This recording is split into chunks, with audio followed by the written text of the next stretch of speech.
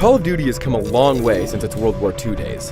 What was once a single-player focused, PC-only shooter is now one of the biggest franchises in entertainment history, and one of the most popular online games, well, ever. This year, Treyarch, the developers behind Call of Duty World at War, take the reins once again for Black Ops. Treyarch made some interesting decisions with this game, so let's now cut through the hype and see how it all turned out.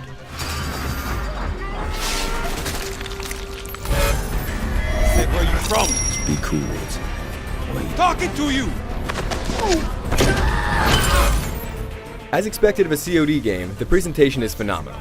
The single-player campaign looks good, plays smoothly, and has great sound design, especially when it comes to the fantastic voice acting of Sam Worthington, Ed Harris, and Gary Oldman.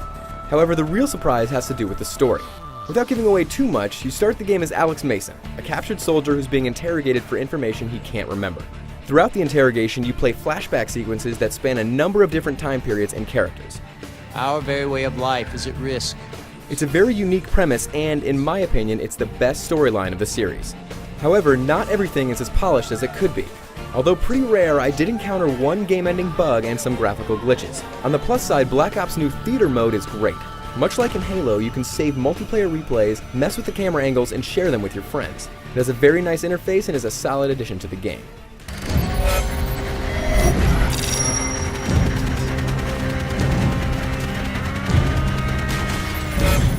There's a ton of content in Black Ops, so let's start with the single player. I already mentioned that the story is very innovative, but when it comes to gameplay, not so much. This is the same Call of Duty that you know and love, and that's starting to become a bit of a problem.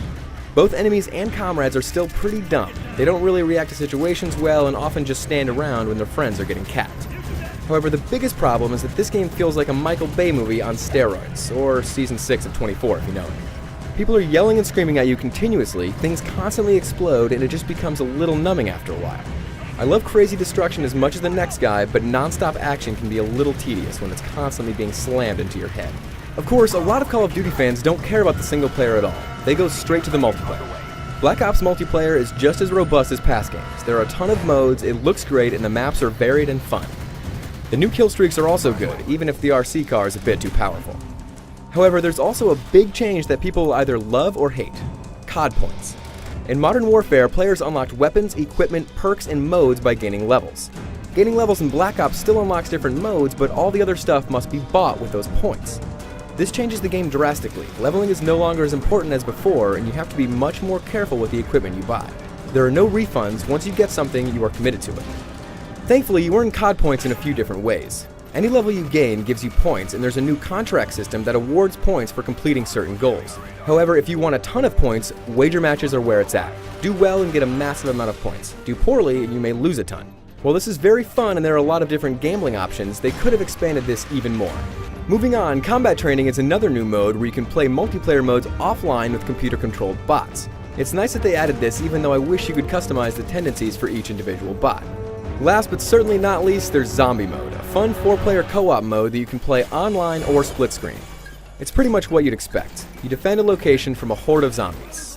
However, there are a few twists. In one mode, you try to defend the Pentagon as famous historical figures like JFK and Fidel Castro, and it's absolutely hilarious. Pain is temporary, pride is forever.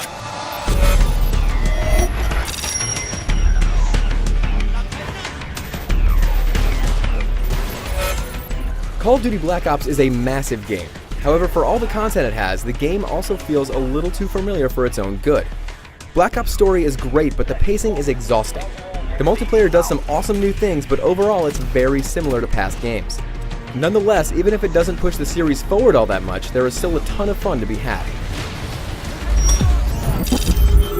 Call of Duty fans should definitely take a look. For more on Black Ops, shoot on over to IGN.com.